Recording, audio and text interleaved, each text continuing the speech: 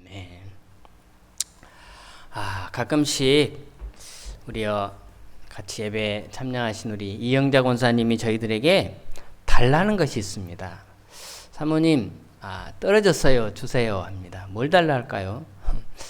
돈 꽂아서 그거 갚아달라고 그럴까요? 그럴 일은 없죠. 티슈를 달라는 것입니다. 티슈. 우리 교회 이름이 새겨져 있는 전도 티슈. 그래서 떨어지면 저희들에게 달라고 그렇게 합니다. 이 떼약볕에 그리고 장마철인 가운데도 우리 권사님은 본인이 정해놓은 시간에 나가서 그 전도지를 나눠드리면서 복음을 증거합니다. 왜 그럴까요? 왜 저분이 그러셨을까요? 우리 남편분이 생존해 계실 때는 몰래 가지고 그렇게 가셨습니다. 남편분이 아내가 그렇게 고생하는 것을 싫어하시기 때문에 몰래 그렇게 가지고 가셔서 또 우리 당정동 땅에 죽어가는 생명들의 복음을 그렇게 나누셨습니다. 왜 그럴까요? 왜 그러한 일을 시켜서 하는 것도 아니고 자청해서 그렇게 하시는 것일까요? 네, 오늘 말씀의 제목처럼 이보다 더 좋은 복이 없기 때문입니다. 이보다 더 좋은 복이 없다. 어디서 좀 많이 들은 것 같죠? 네, 이보다 더 좋을 수 없다, 좋을 순 없다라고 하는 영화 제목입니다. 잭 니콜슨이라고 하는 그 노인네 남자 배우가 이제 고집쟁이죠. 그분이 나오는 그런 영화인데 아카데미상도 그렇게 나무주연상, 여우주연상도 받고 있던 굉장히 유명한 그런 영화입니다. 여러분, 이보다 더 좋을 수 없다. 그들은 그렇지만 우리에게는 이보다 더 좋은 복이 없기 때문인 것입니다. 그렇다면 여러분, 우리 권사님이 전하는, 그래서 우리가 여기서 말씀하는 이보다 더 좋은 복은 어떤 복을 말씀하는 것일까요? 교회에 나오면 잘 산다라고 하는 복일까요? 아니면 교회에 나오면 부자 된다라고 하는 그런 복일까요? 교회에 나오면 병이 낫는다라고 하는 그런 복일까요? 아니면 자식들 취직이 잘 되고 성공한다라고 하는 이런 복을 말씀하는 것일까요? 물론 이 안에 다 포함됐을 것입니다. 그러나 정작 가장 중요한 것은 바로 그런 것들이 아니라 절대적인 복을 말씀하죠. 절대적인 복, 하나님이 우리에게 주시기를 원하시는 신령한 복을 말씀하고 계시는 것입니다. 이 좋은 복, 이 신령한 복, 이 구원의 복을 말하는 것입니다. 이 복을 받는 자는, 그래서 이 복에 대한 감격을 깨닫는 자는 가만히 있을 수가 없는 것입니다. 그래서 전도지를 들고 상황이 어떻든 밖으로 나가서 지나가는 사람들에게 한 장의 그 전도지를 전하면서 주님의 그 신령한 복을 나누는 그 일을 쉬지 않고 그렇게 행하셨던 것입니다. 사랑하는 여러분, 교회가 존재하는 이유가 무엇입니까? 아니, 교회가 복음 전하는 일에 무관심하다든지 예수 믿는 우리들끼리 어떤 관계만을 원한다고 한다면 아마 그 교회는 존재해야 될 가치를 잃어버렸다라고 평가를 해도 전혀 손색이 없는 평가일 것입니다. 우리 예수님은 마가복음 1장 38절 39절에서 이렇게 말씀하시죠. 우리 예수님의 말씀 한번 볼까요? 38절 39절 시작. 이르시되 우리가 다른 가까운 마을들로 가자. 거기서도 전도하리니 내가 이를 인하여 왔노라 하시고 이에 온 갈릴리에 다니시며 39절 제가 읽겠습니다. 이에 온 갈릴리로 다니시며 그들에게 여러 회당에서 전도하시고. 네, 그렇습니다. 우리 주님은 오셔서 이 마을 저 마을로 다니시면서 하나님의 복음을 증거했습니다. 그리고 말씀하기를 내가 온 목적이 바로 여기에 있다라고 그렇게 말씀하셨습니다. 예수님은 그렇게 말씀하시고 한평생 그 복음을 전하는 일에 모든 일을 거기에 온갖 다 투자하셨습니다. 그리고 십자가에 죽으시고 다시 부활하시고 그리고 세상을 떠나시면서 지상 교회를 향하여 마지막 주님이 말씀하신 명령은 그렇죠. 사복음서에 다 기록된, 아니 사도행전까지 기록된 너희는 이 일에 증인이 되라고 말씀하셨습니다. 너희는 모든 족속으로 제자를 삼으라고, 너희는 온 천하에 다니며 만민에게 복음을 전하라고, 그리고 너희는 이 모든 일에 증인이라고, 바로 그 사명을 감당하라고 주님은 그렇게 말씀하시며 하늘로 떠나가셨던 것입니다. 그러므로 교회가 믿지 아니하는 영혼들이 오늘 당장 그들이 부름을 받으면 영원한 그 심판을 면할 수 없는 사람들을 보면서도 그들에게 복음을 전해야 되겠다는 애절한 어떤 연민의 정이 생기지 않는다면 우리는 그 교회는 바로 이미 마음에 어떤 병이 든 것입니다. 그러므로 오늘 저와 여러분들은 어떻습니까? 여러분의 마음에 지금 어떤 열정들을 가지고 살아가지고 계십니까? 혹시 여러분의 마음에 병이 들지는 않으셨습니까? 우리가 구원받았다라고 하는 것을 확실하게 아는 이상 아직도 구원이 필요한 이웃들에게 우리는 빚진 심정을 가지고 우리는 가서 복음을 나누어 줘야 될 중요한 책임이 우리에게 부여됐다는 사실을 간과하고 살아간다면 우리는 너무나 큰 중환병에 빠져서 지금 살아가고 있는 것입니다. 그렇다면 여러분, 우리는 이 복음을 잘 전하려면 우리가 어떻게 하는 것입니까? 우리가 준비하는 것이 여러 가지 있습니다만 가장 먼저 준비하는 것은 내가 구원받았다라고 하는 이 일이 좋아야 되겠죠. 이 일로 인한 기쁨을 우리가 회복해야 할 것입니다. 그 일로 인한 행복을 우리가 다시 회복해야 할 것입니다. 내가 안 좋은 것을 어떻게 전할 수가 있겠습니까? 식당에 가서 맛있는 밥을 먹고 와서 가족들이나 또 좋은 친구들에게 그 식당 괜찮더라고 소개하고 다음에 같이 가자고 그렇게 권유하죠. 내가 믿고 내가 발견한 이 예수가 너무나 좋고 너무나 행복해서 말하지 아니하면 안 되는 우리의 감정이 있어야 되겠고 우리의 행복이 있어야 하고 우리의 열정이 있어야 그래야 우리가 이 복음을 전할 수가 있는 것이지 우리의 마음에 병이 들어버리면 그래서 그분이 좋다, 그분 때문에 행복하다라고 하는 마음을 우리가 잃고 살아간다면 우리는 복음을 전하는 일을 등한히 할 수밖에 없는 것입니다. 사도행전 2장에 보면 초대교회 예루살렘 교회가 나오죠. 우리가 잘 아는 교회. 이들은 하루에 수천 명씩 예수 믿고 하나님 앞으로 돌아옵니다. 그래서 어마어마한 교회를 초대교회 예루살렘 교회는 이루었다고 성경에 말합니다. 여러분, 이분들이 예수 믿고 나서 얼마나 달라졌는지 모릅니다. 사람들이 다 그렇지만 대부분 다 그렇지만 특히 이 유대인들은 돈 하면은 사죽을 못 쓰는 민족들이랍니다.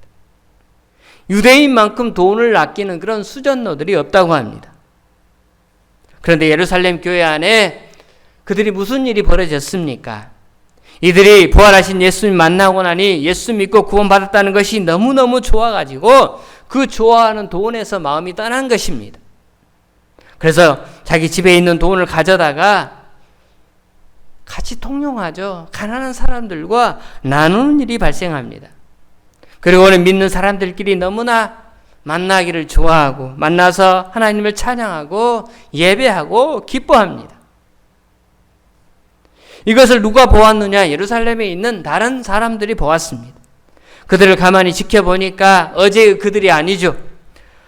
이들이 예수를 믿고 나서부터 그들의 표정은 너무나 달라졌고 그들의 입이 말이 달라졌고 그들의 삶의 모양이 너무나 달라졌습니다.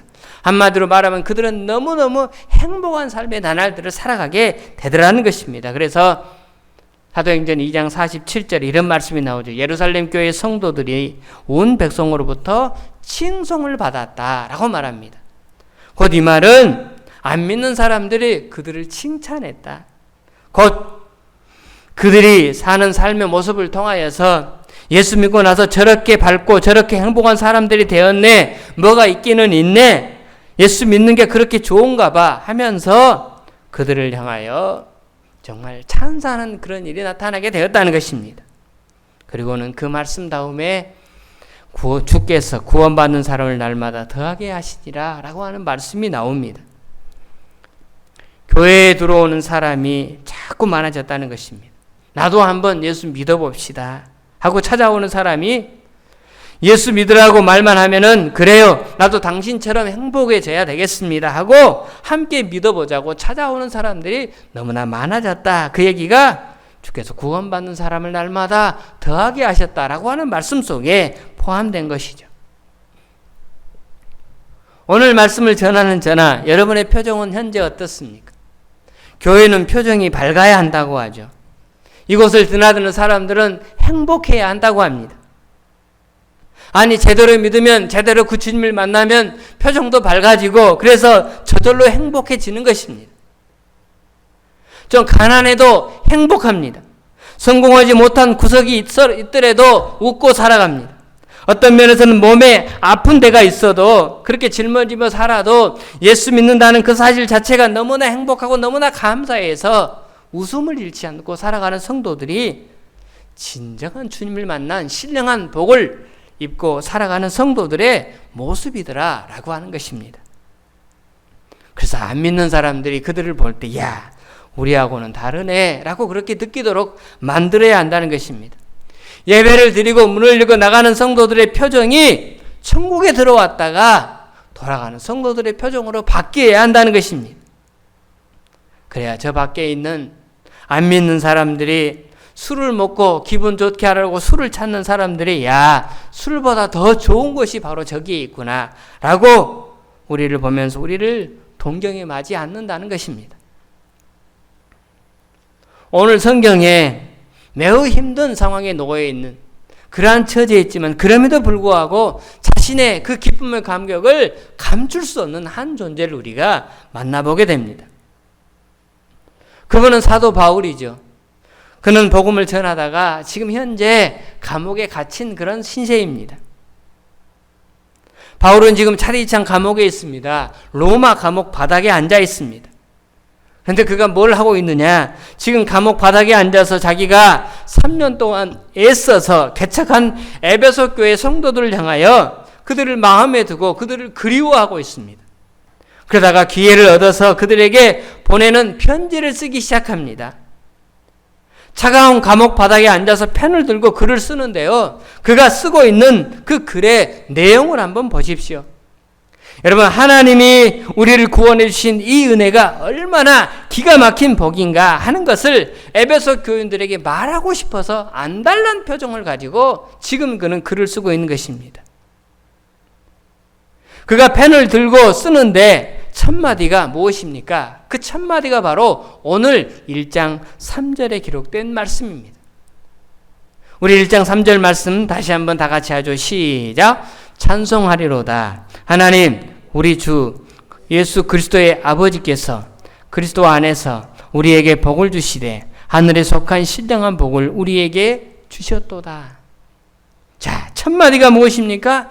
찬송한대요. 노래합니다.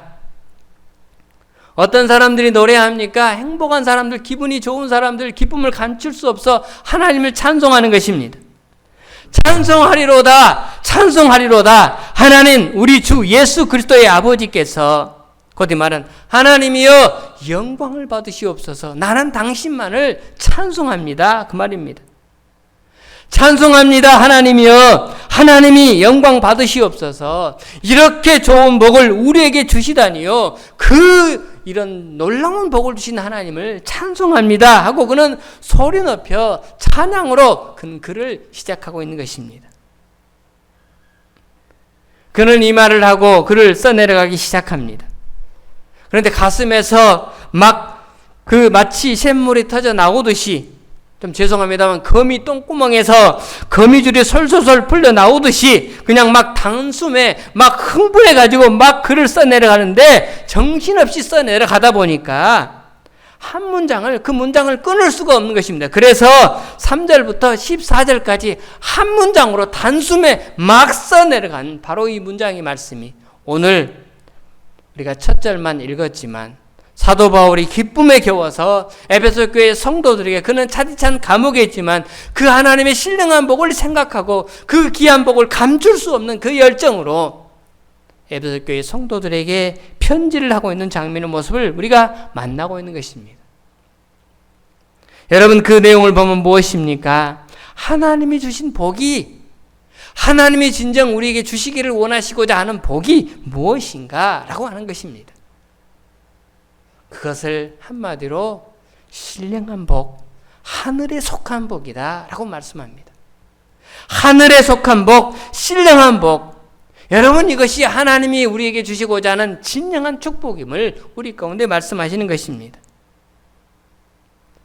여러분, 하늘에 속한 복, 여러분 그 말은 무슨 말입니까? 말 그대로 땅에 속하지 않았다는 것입니다.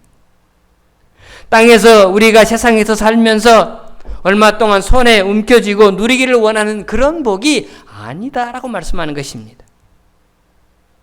하나님의 백성들만이, 하나님의 나라에서 구원받을 자들만이 누릴 수 있는 영원한 축복을 하늘에 속한 복이다 라고 그렇게 말씀합니다. 여러분이 하늘에 속한 복을 정말 구체적으로 한 예를 들어서 이야기를 한다면은 마태, 마가, 누가, 요한 사복음서에 다 등장하는 변화산 사건을 이야기해 볼 수가 있습니다. 예수님께서 3명의 제자들을 데리고 산으로 올라가셨죠. 누차에 말씀드리지만 그 산의 이름은 변화산이 아닙니다. 평소에 예수님이 기도하기 위해서 올라가셨던 아마도 그런 곳이었을 것입니다. 그곳에 기도하기 위해서 주님은 올라가셨습니다. 산이 꽤 높았었나 봐요. 높은 산에 올라가서 기도하는데 제자들은 피곤해서 잠을 잡니다. 한참 자다가 눈을 떠보니까 예수님이 기도하시는데 예수님의 그 외적인 모습에 광채가 나는 것입니다. 하얀 옷을 입은 광채가 나는 그런 옷으로 예수님이 변형되셨습니다. 제자들이 더 정신 차리고 보니까 그 순간에 하나님 나라에 있어야 될 모세와 엘리야가 그 자리에 와서 예수님과 함께 도란도란 대화를 하고 있는 장면을 그들이 목격하게 됩니다. 여러분, 한마디로 말해서 바로 이곳이 하나님의 나라입니다. 하나님의 나라가 그들에게 보이게 된 것입니다. 잠시 하나님께서 하늘의 문을 잠깐 열어서 제자들에게 하늘의 모습, 당신의 나라의 모습, 그 나라의 천상의 모습을 정말 그 황홀함을 제자들에게 보여주자 그들이 자기도 모르게 튀어나온 말이 있습니다. 주님, 너무나 좋습니다. 너무나 황홀합니다. 우리 여기서 삽시다. 여러분, 이곳이 하늘에 속한 복을 받은 자에게 누리는 하나님의 축복인 것입니다. 주님, 여기가 좋습니다. 내려가지 맙시다. 우리 여기서 삽시다. 여기서 오두막을 짓고 삽시다. 여러분, 이것이 하나님 나라의 행복인 것입니다.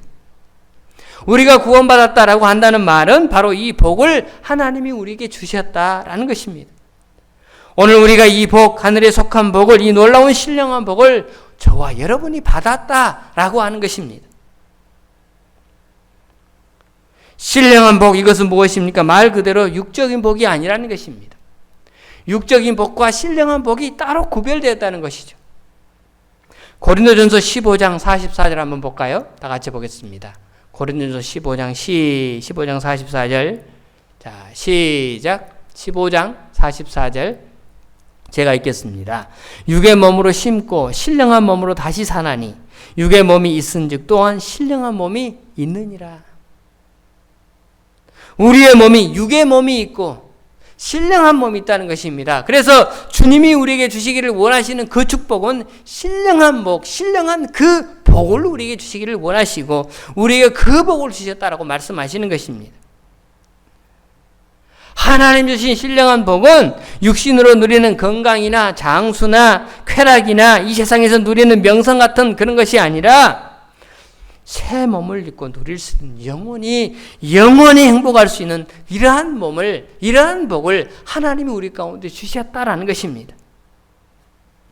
그리고는 그 복을 이어지는 말씀에 3가지의 복으로 말씀합니다.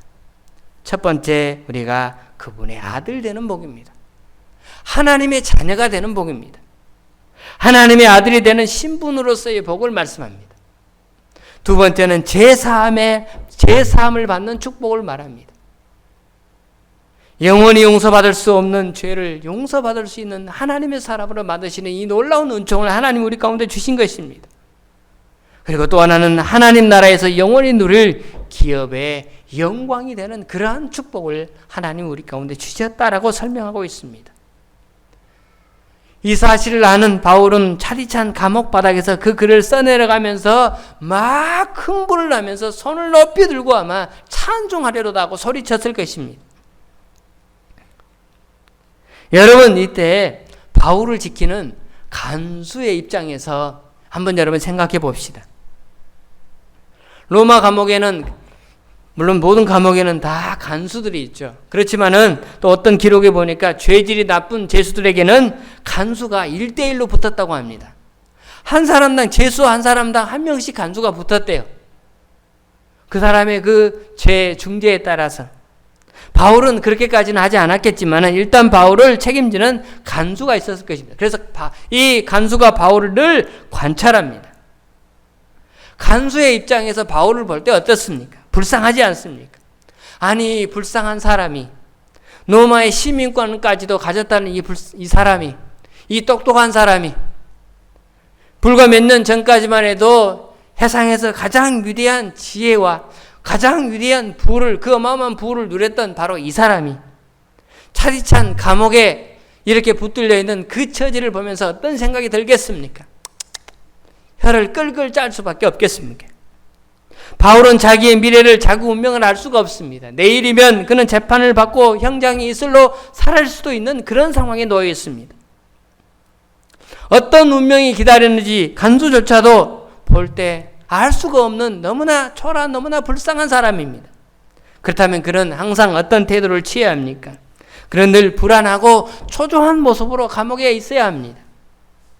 그런데 이 바울이 그 감옥에서 차디찬 바닥에서 글을 쓰면서 하는 첫 마디가 두 손을 높이 들고 하나님을 찬송한다고 그 기쁨의 환희에 그는 젖어서 주체할 수 없는 감동으로 그는 글을 쓰면서 행복해하고 있는 그 표정을 이 간수가 지켜보게 된 것입니다. 아니 저 사람이 미쳤나? 처음에는 아마 그럴 것입니다. 그러다가 마침내 그는 저 사람으로 하여금 저렇게 행복하게 만드는 무언가가 있을 것이다. 무엇이 저 사람으로 하여금 저렇게도 평안하게 만들까? 갇혀있지 않는 자유인인 나에게도 없는, 갇혀있지만 죄인이지만 그럼에도 불구하고 참 자유를 얻고 저렇게 찬송하며 기뻐하는 저 바울에게는 내가 알지 못하는 그 무언가가 분명히 있을 것이다. 여러분 아시다시피 감옥에서 바울을 만난 대부분의 간수들은 다 주님을 영접했습니다. 뿐만 아니죠. 빌립보서 16장에 사도행전 16장 말씀에서 보면 빌립보 성에서 그는 감옥에 갇혔다가 나중에 그는 감옥에서 나오고 나서 간수가 사도 바울을 데려다가 자기 온 집이 다 세례를 받고 구원받는 놀라운 역사를 경험하게 됩니다. 바울은 예수 믿고 나서 과거에 좋다고 했던 모든 것들을 다 배설물처럼 버렸습니다. 왜 그렇습니까? 그는 오직 예수만 알고도 바로 여기에 참 만족과 참 기쁨과 참 행복이 있다는 사실을 그는 날마다 누리며 살았기 때문인 것입니다. 사도 바울뿐입니까? 초대교회 당시의 소아시아 교회들은 수많은 핍박을 예수님 때문에 받았습니다. 지금 북한에 있는 지하교회 성도들처럼 그들은 모든 것들을 다 빼앗겼습니다. 가족들은 흩어지고 또 짐승의 제물로 그렇게 사형장의 이슬로 그렇게 죽어가는 처지가 되었습니다. 공동체에서 도망을 쳐서 토굴을 파고 몰래 살아갑니다. 그런데 그들은 어떻습니까? 그들은 날마다 기뻐했다고 베드로전서에 기록하고 있습니다. 왜 그렇습니까? 그들은 바로 그 신령한 복, 하나님 자신이 준, 당신이 주시고자 하는 그 놀라운 하늘에 속한 복을 그들은 받았기 때문에, 그리고 그 복을 누리며 살기 때문에 그러한 처지에서도 기쁨을 잃지 않고 감격 속에 하루하루를 하나님의 은총을 누리며 그렇게 살았던 것입니다. 그런데 여러분, 안타깝게도 오늘날 저와 여러분, 우리의 모습은 어떻습니까? 우리는 건강하기 위해 예수 믿는 사람들이 너무나 많습니다. 우리는 잘 되기 위하여 예수 믿는 사람들이 너무나 많습니다. 오래오래 건강하게 잘 살기 위하여 신앙생활을 하려는 사람들이 너무나 많습니다. 여러분, 만약에 이것이 목적이라면 우리는 여러분 건강하고 싶으면 안 믿는 세계에도 충분히 찾을 수가 있습니다. 예수님 아니더라도 우리는 충분히 건강할 수 있습니다. 예수님 아니더라도 우리는 충분히 오래오래 그리고 부자로 그렇게 살아갈 수 있는 세상의 어떤 조건들을 추구하며 그것들을 원하고 그것들을 찾으며 살아가게 될 때 오늘 우리보다 훨씬 더 좋은 조건으로 우리가 살아갈 수 있습니다. 예수 안 믿는 사람들 중에도 오래 산 사람들이 얼마나 많습니까? 그렇게도 잔인하게 예수 믿는 사람들을 수백만을 죽인 저 소련의 스탈린은 우리 생각에는 그가 그렇게 잔인한 죄가 많은 사람이니 한 30쯤 돼서 죽었을 것이다 라고 추측이 되지만 그는 74살까지 건강하게 살았다고 합니다. 저 북한 6.25가 터지기 전에 대한민국 전역에서 가장 최고의 기독교의 성지는 평양이죠. 그러나 지금의 평양은 어떻습니까? 독재 정권에 의해 모든 기독교는 말살되고 말았습니다.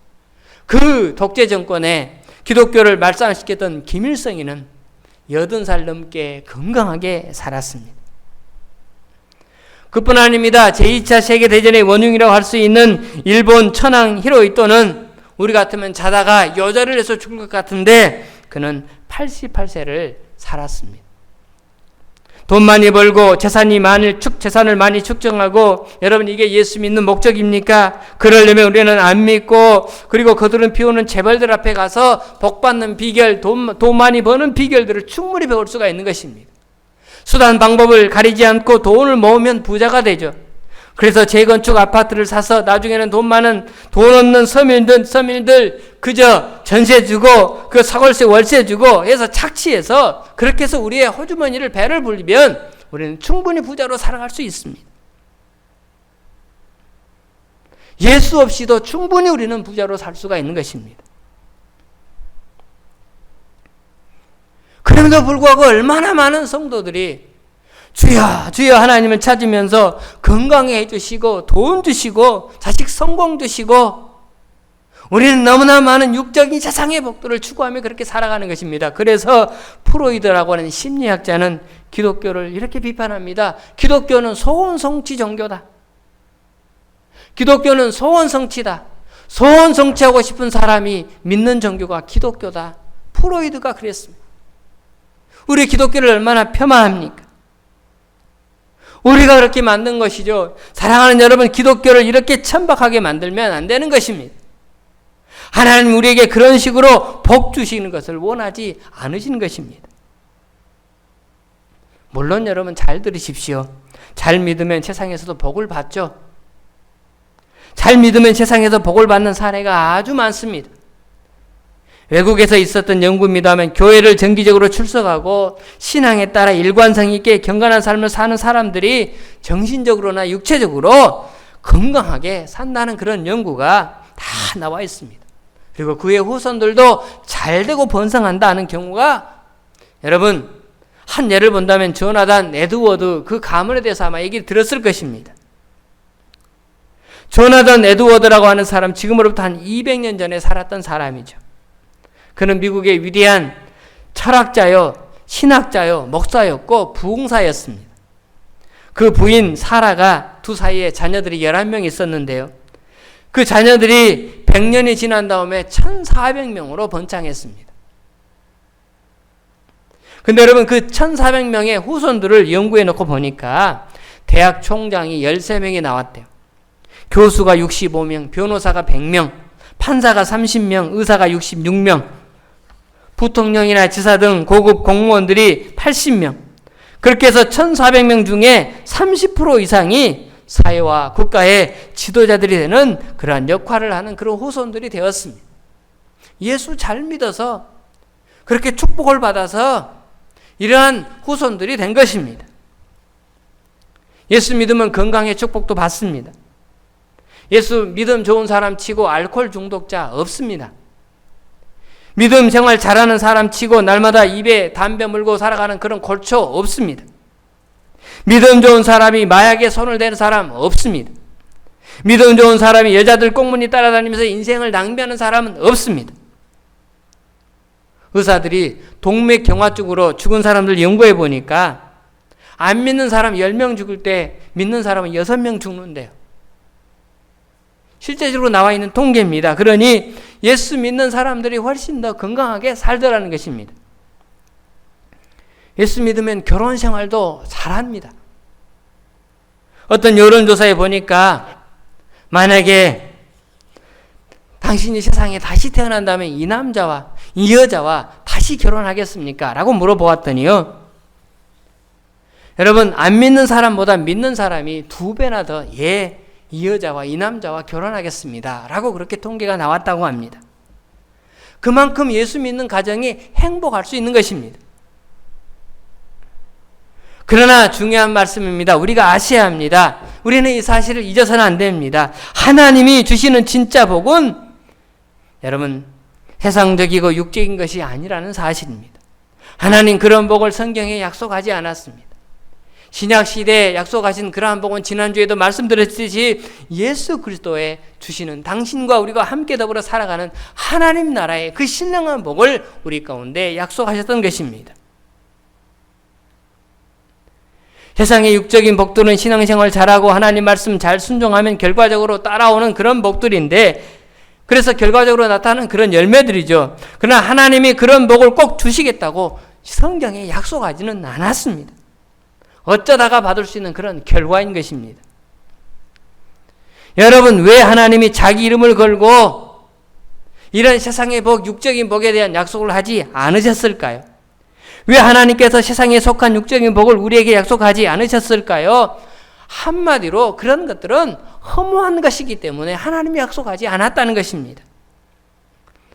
하나님은 가장 위대한, 가장 훌륭한, 가장 잘 살았던, 가장 지혜로웠던 왕 솔로몬을 통해 우리 가운데 제대로 보여주셨습니다.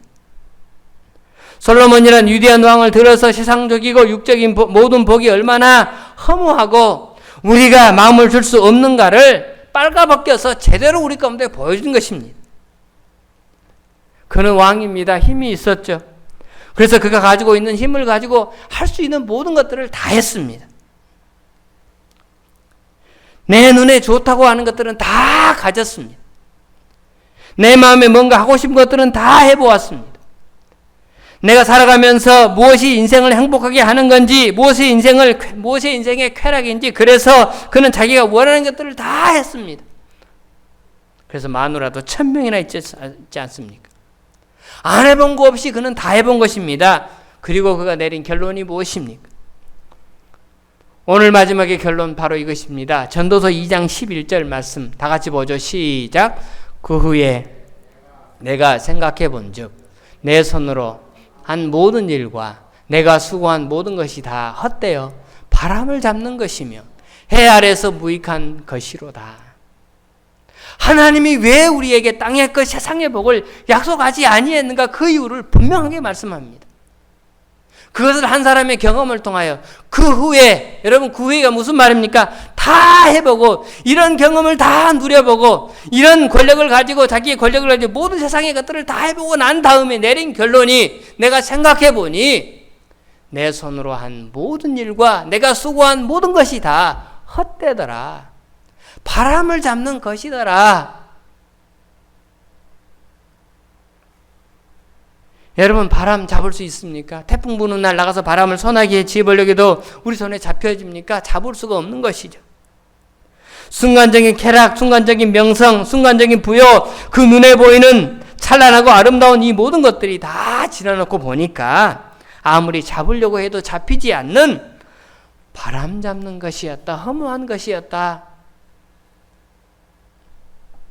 우리는 솔로몬을 가장 지혜로운 왕이라고 말하는데 가만히 보니까 너무 어리석어요. 왜 그렇습니까? 그가 진짜 지혜롭다면 어떻겠습니까? 해보기 전에 알았어야 되는데 다 해보고 나서야, 느껴서야 비로소 아는 것이죠. 그런데 여러분, 사실 우리가 그렇지 않습니까? 다 당한 다음에, 소유고 난 다음에 외양간을 고치는 게 연약한 우리의 인생이지 않습니까? 10살 때, 20살 때, 20대, 20대는 마치 내 삶이 영원한 것처럼 그렇게 인생을 살아갑니다.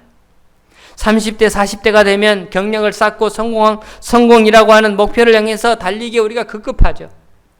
그러다가 50대가 되면 나를 좀 돌아볼 만도 한데 굽이쳐 흘러가는 그 세월에 빨리 흐르는 급류 소리를 듣지 못하고 우리의 시간이 정말 빨리 지나가죠. 그러다가 60대, 70대 이렇게 되면 머리에 흰 서리가 앉고 얼굴에 주름이 패이고 뱃살이 두꺼워지고 조금만 빠르게 걸어도 숨이 가빠지고, 야, 나도 모르게 옛날에 좋았는데 내가 젊었을 때 말이야 라고 하는 말이 자꾸 튀어나오는 그때가 되면은 비로소 우리는 그때서 깨닫죠. 아, 인생이라는 것이 별거 아니구나. 그때서야 우리가 어리석게도 깨닫는 게 바로 연약한 우리의 모습이지 않습니까? 그러니까 너무 늦게 깨달았던, 빨리 깨달았던 인생의 진면모를 우리는 세상의 육적인 것의 그 실체를 보기 시작하면 정말로 이미 허무함이 우리의 가슴을 쓸어안고 있을 것입니다. 그래서 똑똑하고 잘난 사람들, 감성 예민한 사람들은 그때 후회하고 못 견디죠. 어니스트 해밍웨이가 잘 보여주지 않습니까? 노인과 바다라는 소설을 쓴 그 유명한 어니스트 해밍웨이, 그는 노벨 문학상을 받았던 위대한 사람이죠. 부귀영화 모든 것을 손에 쥐고 정말 손에 쥐지 아니하는 것이 없을 정도로 다 손에 쥐었던 그런 사람이죠. 그러나 1961년 7월 6일 주일 아침에 아이다호에 있는 자기 자택 로비에 앉아서 그는 고민합니다. 평소에 자기가 잘 사용하던 무로부터 무에 이르는 짧은 날의 여행이 주는 그러한 지루함을 이기지 못한 채 평소에 자기가 사용하던 그런 총을 들고 나와서 총알을 넣고는 그 개머리팔을 땅바닥에 대고, 그리고는 총구를 자기 입안에 대고 방아쇠를 당겼죠. 허무함이 주는 것들을 추구하며 그것들을 따라갔던 자의 결과가 여러분 한 인생을 통해 우리 가운데 보여주고 있는 것입니다. 그렇게 모든 것들을 다 지고 난 결과, 아니 이런 것을, 아니 이렇게 허무한 것을 하나님이 왜 약속하시겠습니까? 그래서 하나님이 약속하지 아니하시고 진정한 복, 진정한 축복을 하나님이 우리에게 약속하셨는데 바로 그 복이 다른 복과 비교할 수 없는 신령한 복, 하늘에 속한 복을 우리에게 주셨고 다시 주실 것이고 앞으로 영원토록 그 복으로 인하여 행복한 나날들을 살아가라고 오늘도 이 부족한 종의 입술을 통하여 하나님이 천명하고 계시는 것입니다. 오늘 저와 여러분 모두는 그 복을 이미 받았습니다. 여러분 그 사실에 우리는 감격하며 우리는 평생 감사해도 부족하다고 늘 우리는 말씀하는데, 우리는 아직도 여전히 땅의 것, 세상의 것, 그것들이 눈에 들어와서 이미 받은 신령한 그 축복보다도 땅의 것, 세상의 것, 이따가 사라질 그것이 내가 생각하는 것만큼 내 손에 쥐어지지 않는다고 이미 부여된 신령한 복을 초라하게 만드는 어리석은 인생을 살며 살아가는 오늘 우리에게 다시 한번 주님 말씀하십니다. 이보다 더 좋은 복이 없다. 여러분 믿습니까? 여러분 이보다 더 좋은 복이 없는 이 신령한 복을 이미 받았으니 이 귀한 복을 누리며 남은 여생 언제까지인지 모르지만 기쁨을 잃지 않고 감격함으로 행복함으로 나날들을 살아내는 저와 여러분의 귀한 미래가 되기를 주의 이름으로 축원합니다. 오늘 주신 말씀을 우리 마음속에 품으면서 주 예수보다 더 귀한 것은 없네. 우리가 지난주에 말씀 끝나고 불렀던 찬양입니다. 오늘 말씀 오늘 끝난 다음에 어떤 찬양을 선택할까 하다가 그래 맞아 가장 중요한 것 바로 이거야. 그래 다시 가슴판에 다시 한번 새기면서 예수 그리스도 그분만이 우리에게 주시는 신령한 복의 주인공 되시네. 우리 다시 한번 그분을 붙잡고 살기를 소망하면서 함께 찬양으로 나가도록 하겠습니다. 94장 찬양입니다.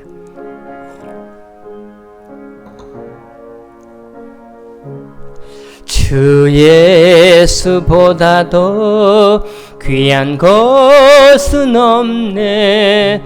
이 세상 부귀와 바꿀 수 없네. 영축을 내 대신 돌아가신 그 놀라운 사랑 잊지 못해. 세상 즐거움 다 버리고 세상 자랑 다 버렸네. 주 예수보다도 귀한 것은 없네. 예수 밖에는 없네.